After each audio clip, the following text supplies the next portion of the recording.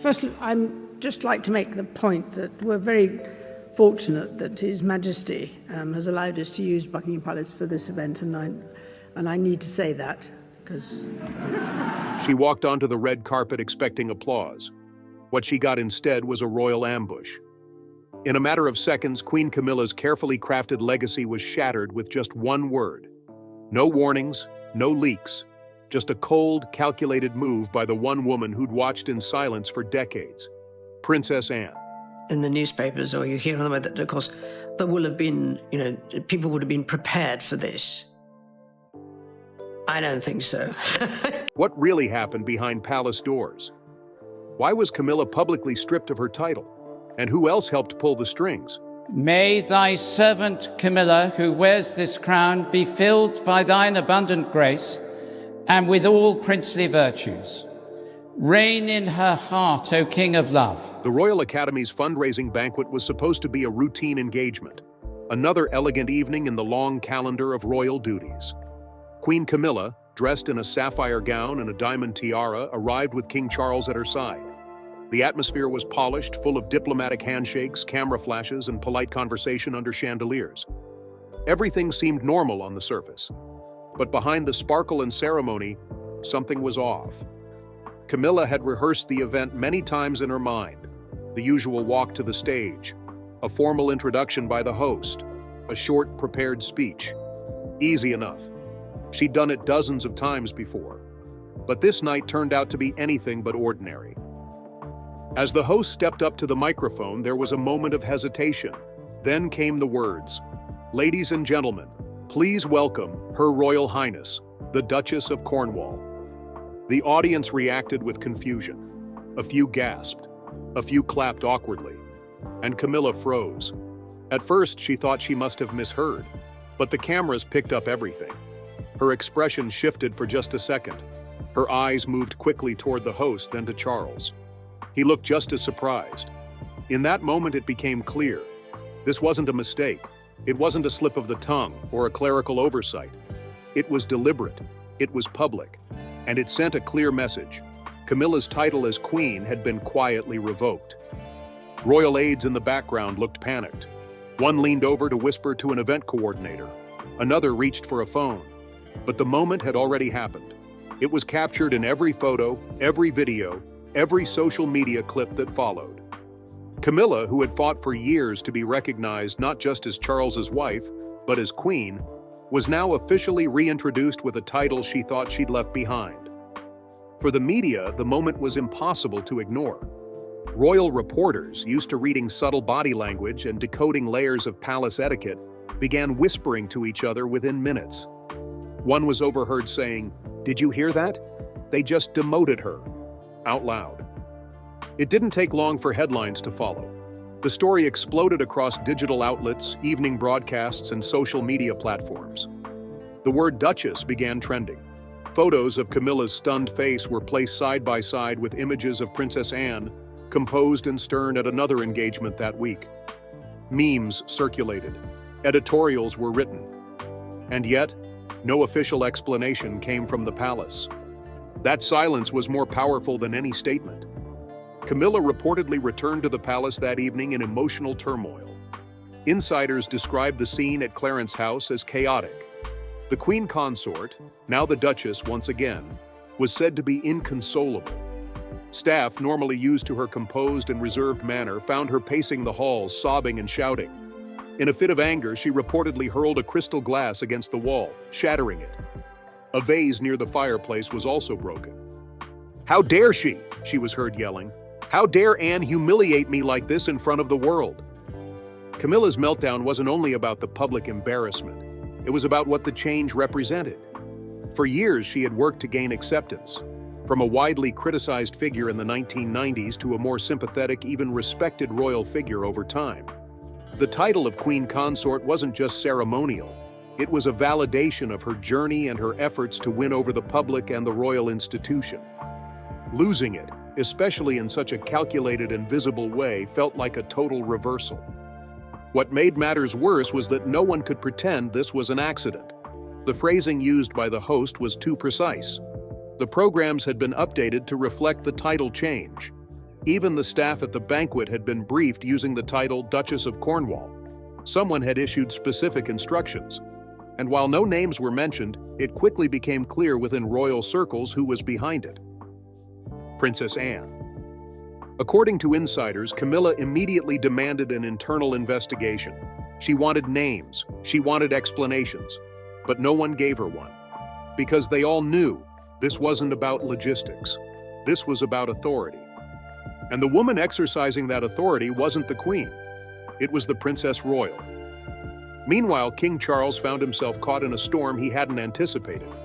Already under pressure from various directions, modernizing the monarchy, managing public perception, and navigating family divisions, he was now faced with a very personal crisis. Sources close to the palace said he was devastated by the fallout. He reportedly spent that night pacing the floors of his private study, unable to sleep. A few hours later, he made a call to Anne. The call began calmly but quickly escalated. Charles asked her to reconsider. He reminded her that Camilla was his wife, that she had been crowned queen consort in a formal ceremony, that their mother, Queen Elizabeth II, had endorsed that title before her death. But Anne was unmoved. Her reply, according to sources, was blunt. "She may be your wife, Charles, but she's not the queen our mother intended." The call ended without resolution, and by morning it was clear that Anne's decision was final.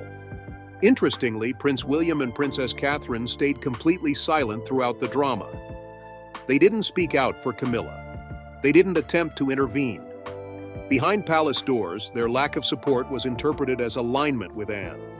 According to reports, Charles received a private message from William the next morning that simply read, "We need to protect the crown, not personalities." That line reportedly hit Charles hard. It reflected a sentiment that many in the palace were beginning to share, that the monarchy's future couldn't be built on personal loyalty or rewritten history. That Camilla, whatever her personal strengths, represented a complicated legacy that many still hadn't accepted, and that her recent attempts to gain more influence, including efforts to give her children a greater role within royal functions, had pushed things too far. From that moment on, things changed quickly. Invitations were reissued with her old title. Announcers were retrained. Event organizers were discreetly briefed.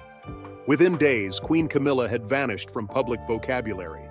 The Duchess of Cornwall had returned. There was no formal announcement, no press conference, no acknowledgement from Buckingham Palace. But the shift was complete. Camilla, once thought to be firmly seated beside the king, found herself slowly fading from the royal spotlight. Fewer high-profile events, fewer front-page features, and a visible reduction in her role at formal state functions. Within the palace, whispers of her influence grew fainter. She remained the king's wife, but not the crown jewel of his reign. As for Charles, those close to him said something in him changed as well. He became more introspective, less animated. He understood the institution he inherited was not fully within his control, that its strength didn't lie in any one person, but in continuity, in public trust, and in tradition. Princess Anne didn't call meetings, she didn't summon people. She simply showed up, did her duties, and returned to her private life without fuss. Her request for a private council at Balmoral wasn't just unusual. It was a clear signal that something serious was happening. King Charles arrived first. He was reportedly tired, perhaps emotionally exhausted, unaware of how far tensions had escalated. Camilla came with him, maintaining a cautious optimism. She had faced challenges before and survived them. She believed, as she had in the past, that any conflict could be managed with diplomacy and discretion. But this time, she had underestimated her opponent. Inside one of Balmoral's smaller drawing rooms, a group gathered. Only a handful of people were allowed in: Charles, Camilla, Anne, and several senior aides. The atmosphere was tense. Aides stood quietly along the wall. No one spoke unless spoken to. Camilla, for once, did not control the room. Anne didn't raise her voice. She didn't need to. With the same calm precision she was known for in her military and charitable work, she began to outline her concerns. One by one, she detailed specific instances, emails, planning conversations, and royal documents, that in her view showed an ongoing effort by Camilla to restructure royal customs and power dynamics. At the heart of it was one concern: Camilla had gone too far. According to those present, Anne's arguments were not emotional. They were constitutional. She pointed to cases where Camilla had advocated for changes in seating arrangements at formal events, subtle but significant moves that altered precedents within the family. She raised concerns about Camilla's apparent interest in giving her own children, who are not royal by blood, a more formal role in royal procedures. These were not accidental oversights. They were, in Anne's view, calculated attempts to shift influence behind the scenes. Then Anne brought up the use of the title Queen. While Queen Elizabeth II had reluctantly endorsed the title Queen Consort shortly before her death, Anne emphasized that this did not mean unrestricted use in all contexts. She argued that Camilla's increasing use of the title Queen in public appearances, event programs, and internal communications was not in line with the late Queen's intentions. And so, in her capacity as Princess Royal, senior peer of the realm, and colonel of the Blues and Royals, a regiment steeped in tradition, Anne invoked her right to make a correction. In plain, direct language, she stated that Camilla would no longer be referred to as Queen in any royal engagements where the sovereign, King Charles, was not present. In those contexts, she would return to being known as the Duchess of Cornwall. It was not a personal attack, Anne insisted. It was a matter of precedent, clarity, and protecting the long-term integrity of the crown. Camilla was stunned. According to those who witnessed the exchange, she did not immediately respond. When she finally did speak, it was with disbelief. "You are not the monarch," she said sharply. Anne, sitting upright with her usual composed stare, replied, "No, but I am my mother's daughter, and she trusted me to defend what she built." Charles attempted to interject. His voice, described by aides as more pleading than authoritative, tried to reframe the conversation. He spoke of love, unity, and public progress. He reminded Anne of the Queen's original statement.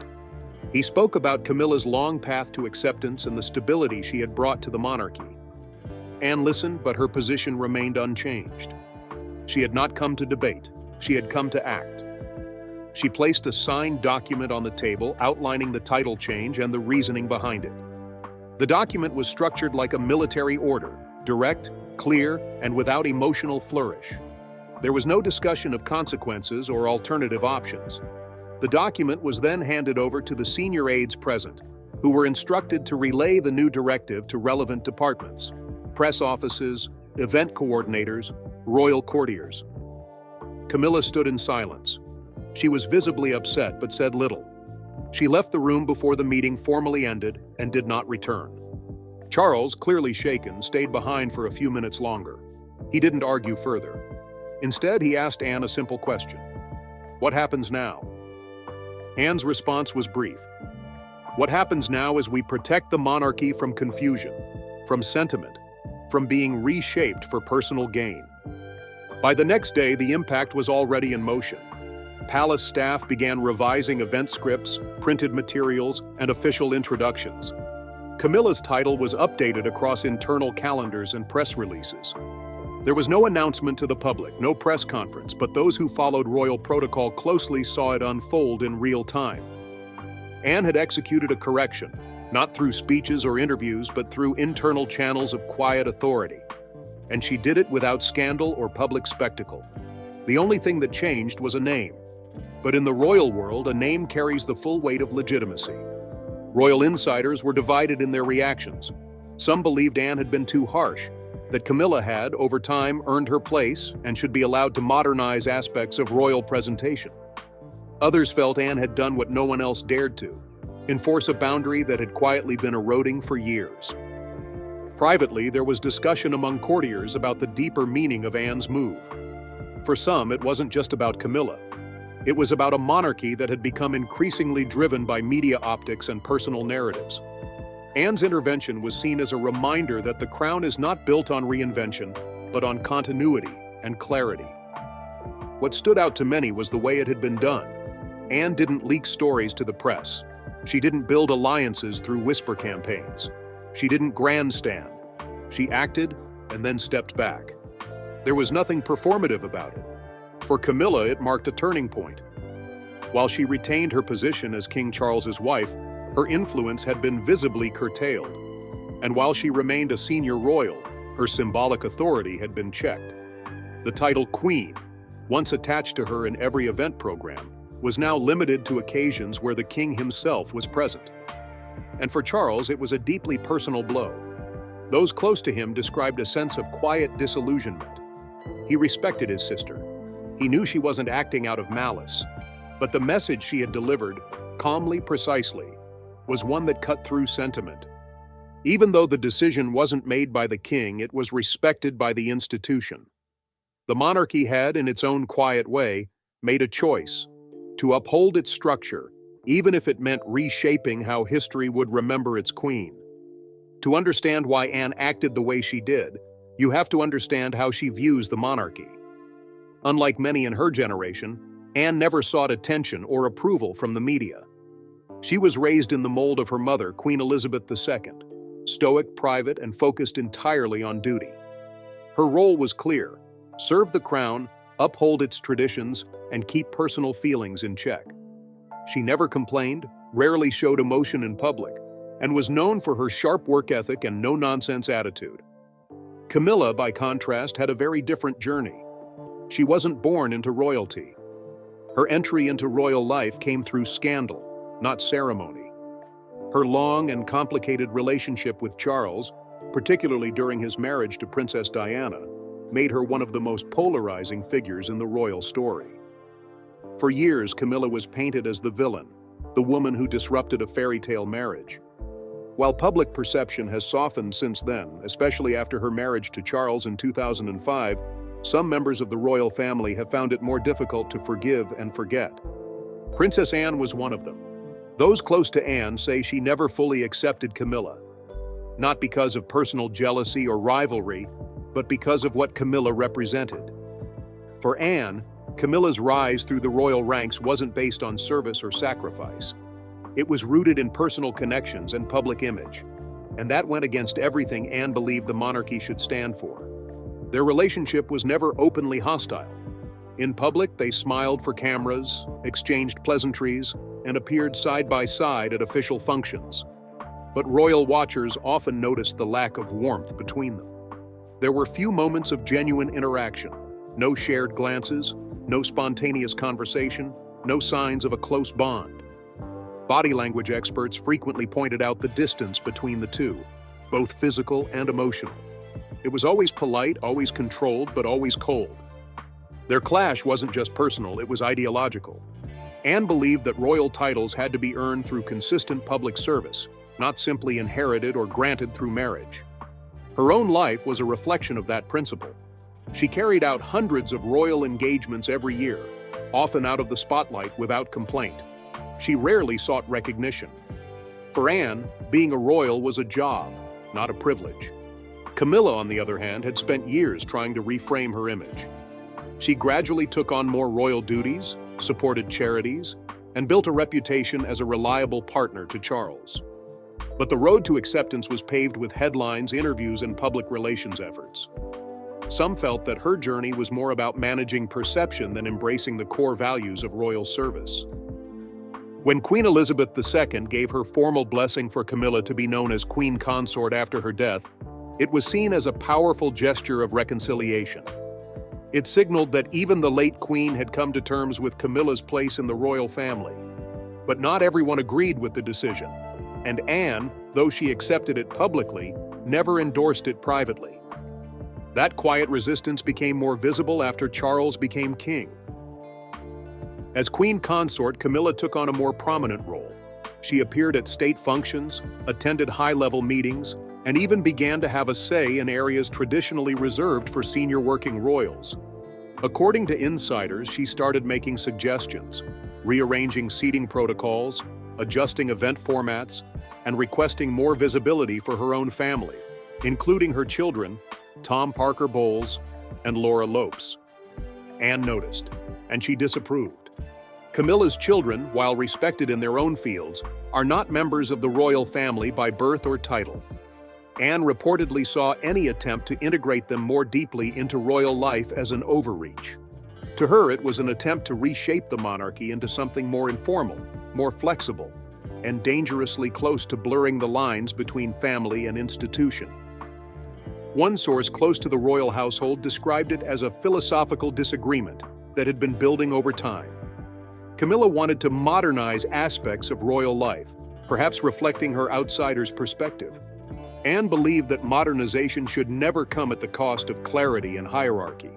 She worried that every small shift, every personal favor, every blurred boundary was chipping away at what the monarchy had worked to preserve for generations.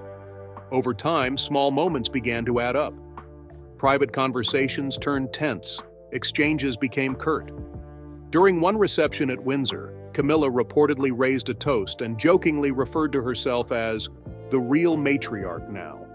According to those present, Anne responded almost immediately, "You may wear the crown, but that doesn't mean you carry its weight." It wasn't said with anger, but with finality. Those words, delivered in Anne's typically dry tone, stayed with people who heard them. They weren't just a rebuttal. They were a warning. That warning became reality not long after. As Camilla's confidence in her role grew, so did the frequency of her interventions. She reportedly began advocating for her son Tom to be given a more formal advisory role within the royal household.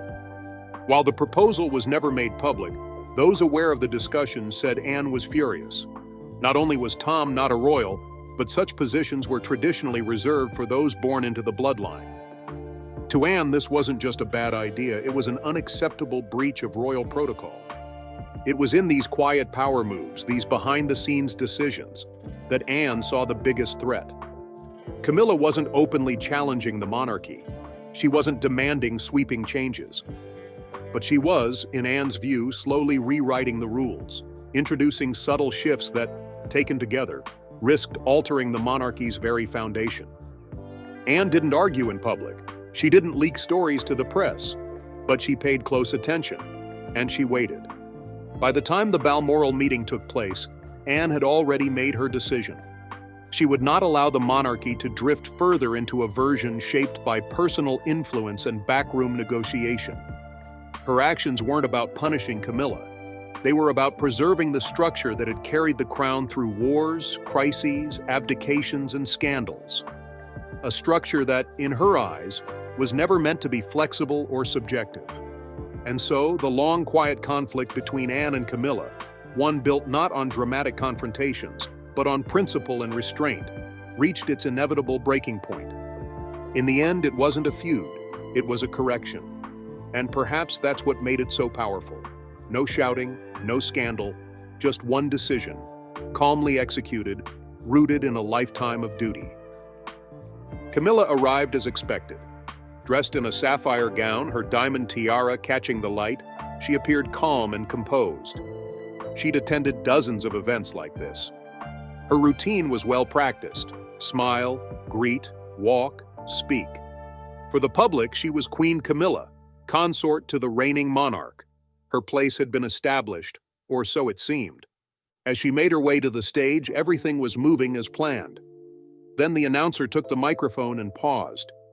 It was a subtle hesitation, just a second, maybe two, but enough to make those who were paying attention notice. And then came the words, "Ladies and gentlemen, please welcome Her Royal Highness, the Duchess of Cornwall."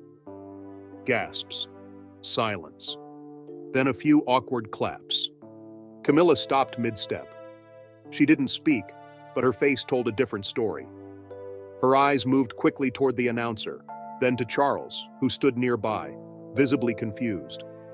The moment, though brief, was frozen in time by the dozens of cameras flashing throughout the room. And it was unmistakable. She had been introduced by a title she hadn't used in years. The impact was immediate. Royal watchers in the crowd, seasoned journalists, and etiquette experts began murmuring. Something wasn't right. This wasn't a mistake.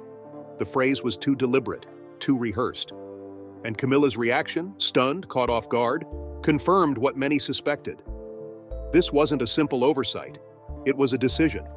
A quiet but public declaration that something inside the monarchy had shifted.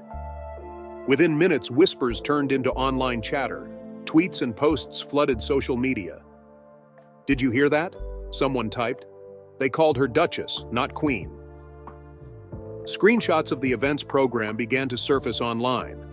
The title Queen Camilla was nowhere to be found. Instead, every mention referred to her as the Duchess of Cornwall. Some dismissed it as a printing error. Others knew better. By the next morning, the story had made headlines around the world. News outlets picked up the footage and slowed it down frame by frame. Camilla's flicker of emotion, Charles's startled glance, the awkward clapping, they all became evidence of something deeper. Analysts, commentators, and royal biographers weighed in. And while Buckingham Palace remained silent, insiders began to confirm what many had already guessed. The title change was not an accident. It had been ordered quietly, strategically, and it had come from Princess Anne. Inside Clarence House that night, the atmosphere was tense. Camilla returned from the event visibly shaken. According to sources close to the staff, she was inconsolable.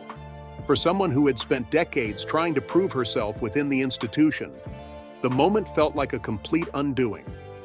Her efforts, her public image rehabilitation, her gradual ascent, all of it, she felt, had been erased by the removal of one word. She reportedly lashed out at aides, demanded answers, and accused senior staff of betrayal. For those who had worked with her closely, the shift in her demeanor was shocking.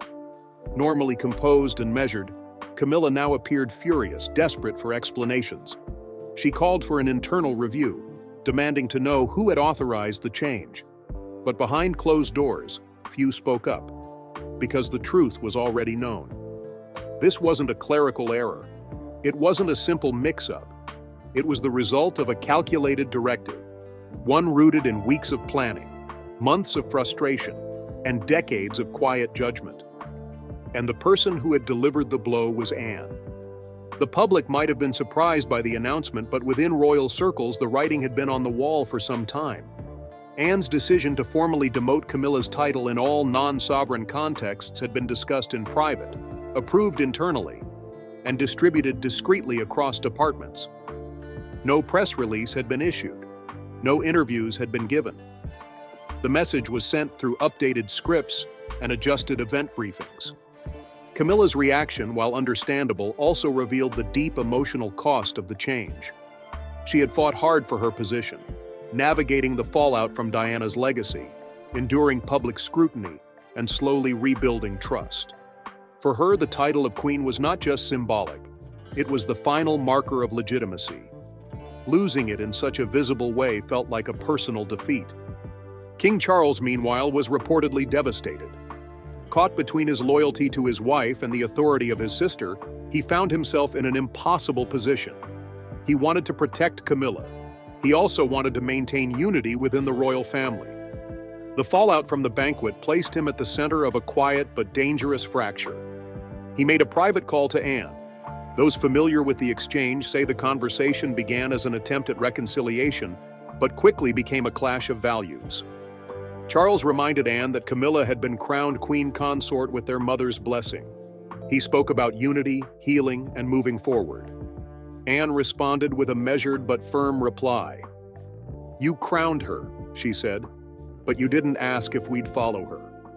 The call reportedly ended in silence. And then, just as the storm reached its peak, William entered the picture. According to palace aides, he sent his father a private message the following morning. It read, "We need to protect the crown, not personalities." No further elaboration was needed. The future king had made his position clear. In the days that followed, the changes became more obvious. Event announcers corrected themselves. Royal programs were reprinted. Camilla's name began appearing less frequently in official press materials. Photos of her, once prominently displayed at certain events, were repositioned or omitted entirely. It was a subtle shift, but in the royal world, subtleties carry enormous weight. Publicly, Camilla continued to carry out her duties. She appeared at smaller engagements, read her speeches, and kept her composure. But behind palace doors, her influence was reportedly fading. Where she once had input on internal planning, her voice now carried less weight. Her ideas, once taken seriously, were now often passed through other hands or politely redirected. For Charles, the reality became harder to ignore. His reign, still relatively new, was already being shaped by decisions he hadn't made. and by forces within his own family. His love for Camilla had once helped stabilize his personal life, but now that same loyalty threatened to weaken the institution he had waited his entire life to lead. The public, meanwhile, responded with mixed emotions. Some praised Anne's quiet authority and sense of duty. Others sympathized with Camilla, pointing out how far she had come since the scandal-filled years of the past. But one thing was clear. The balance of power inside Buckingham Palace had shifted, not through grand gestures, but through one name, carefully removed at the right time, in the right place. And that may have been Anne's most powerful statement of all. She didn't seek recognition. She didn't take questions from the press. She didn't attempt to explain her reasoning. She let the crown, and its long-standing structure, speak for itself. Her intervention wasn't about resentment or revenge, it was about reminding the institution of what it was meant to be. As the monarchy prepares for its next generation, William, Catherine, George, and the future beyond, it does so on the foundation of legacy, discipline, and clarity. Not reinvention, not sentiment, but structure. Anne, often in the background of royal life, had stepped forward not to claim power, but to protect it. And Camilla, once thought to be securely in place, now found herself navigating a quieter role. Still present, still part of the family, but no longer at its symbolic center. What changed that night wasn't just a title, it was a message that in the royal family, legitimacy isn't just granted, it must be protected. And that, in the end, is exactly what Princess Anne did. The moment the word Duchess echoed through the Grand Hall, the silence that followed wasn't just awkward, it was explosive. And it wasn't long before the royal faux pas left the confines of the event and ignited a storm across digital screens, social platforms, and international headlines. While the palace remained predictably silent, the media did what it always does when royal tensions spill into public view. It pounced, dissected, and amplified every glance, every hesitation, every single syllable. At first, it was the royal watchers who noticed. Those in attendance at the Royal Academy banquet understood royal protocol well enough to know this wasn't a mistake. The introduction of Camilla as Her Royal Highness the Duchess of Cornwall was too precise, too clean, too deliberate to be a slip of the tongue. Within minutes, social media began buzzing. Twitter, never far behind breaking news, lit up with real-time reactions. "Did they just demote Camilla on stage?" one user posted. Another wrote, "Queen no more?" That looked intentional. Screenshots of the event program surfaced soon after, showing Duchess of Cornwall printed clearly under her name with no mention of Queen. In a world where a single misstep can become a meme, this one had all the ingredients. The setting, the high stakes, the stunned expression caught on camera, and the palpable tension in the room. Dozens of smartphone recordings captured the moment from various angles, and within hours, clips were slowed down, zoomed in, and set to dramatic music on platforms like TikTok and Instagram. Camilla's fleeting look of confusion became a viral image, circulating alongside captions like, "When you thought you were queen, but Anne had other plans." Media outlets seized on the moment with speed and precision. By the following morning, headlines blared across the UK and beyond. The Daily Mail ran with, "Queen no more?" Camilla referred to as Duchess in stunning public snub. The Guardian took a more restrained approach. Protocol or power play? Title confusion at royal banquet raises eyebrows. Even American media got involved. CNN, Fox News, and the New York Times all ran pieces analyzing the implications of the title change, with expert commentary from royal biographers and constitutional scholars. What made the coverage even more intriguing was the timing. With King Charles's reign still in its early years, the monarchy remains in a precarious place, balancing modern relevance with centuries-old tradition. Any tremor within its ranks sends shockwaves far beyond the palace walls.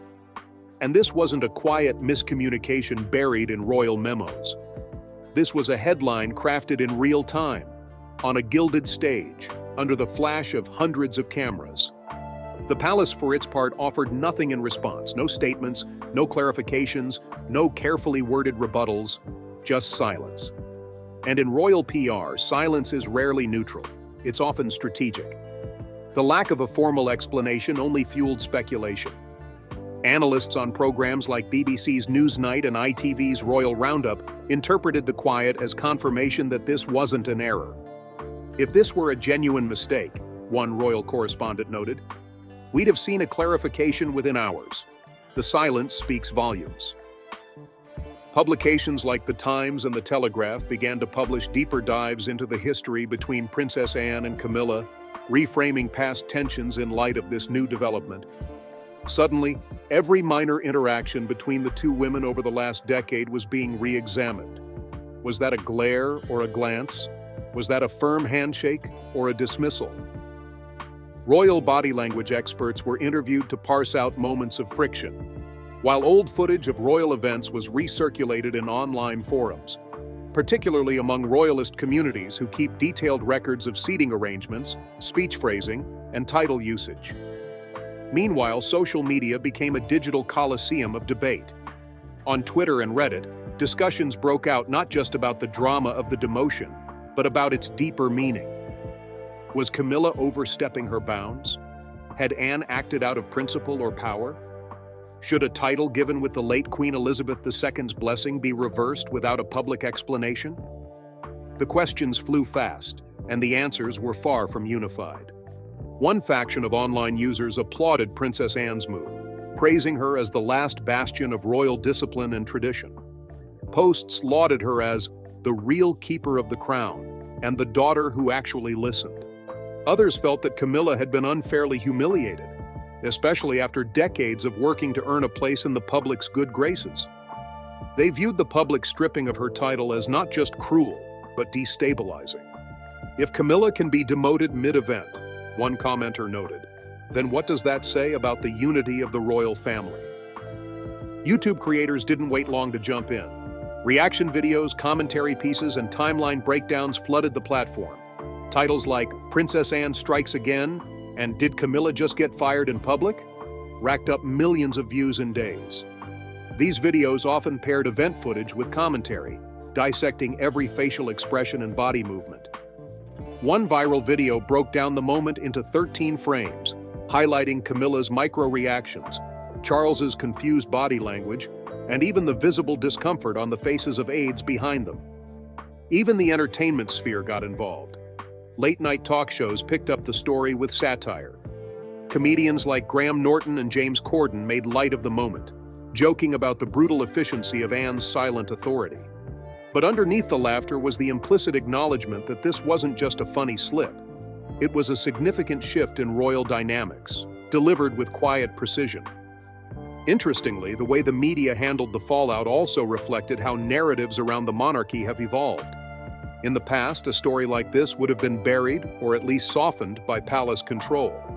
But today's media operates in real time across decentralized platforms. Anyone with a smartphone can shape the narrative. The monarchy no longer has a monopoly on its own image. That loss of control makes moments like this far more dangerous and far more influential. Even traditional royal correspondents, usually careful not to ruffle feathers, leaned into the analysis. In a piece for the Sunday Times, one veteran reporter wrote, "What we witnessed wasn't just a title shift, it was a recalibration of power. Princess Anne doesn't tweet, she doesn't issue statements, she doesn't jockey for public favor. But she acted, and the message was heard around the world." Within royal circles, the media frenzy only intensified the personal fallout. According to insiders, Camilla was particularly hurt not just by the title change, but by the way it played out in public. The idea that her identity, so hard-won, could be revised with one word and dissected endlessly by strangers online added a layer of humiliation. She had fought for years to move past the other woman narrative, and just when she seemed to have achieved public respect, it slipped through her fingers on a viral clip. For the monarchy itself, the media storm served as a warning. This wasn't just about internal politics anymore. Every decision, every gesture, every word, even something as seemingly small as a title, was now open to global interpretation. And in that environment, silence can be as damaging as action. What became clear is that this was more than a momentary embarrassment. It was a flashpoint in a longer story, one about power, tradition, perception, and the modern media machine that now surrounds the House of Windsor.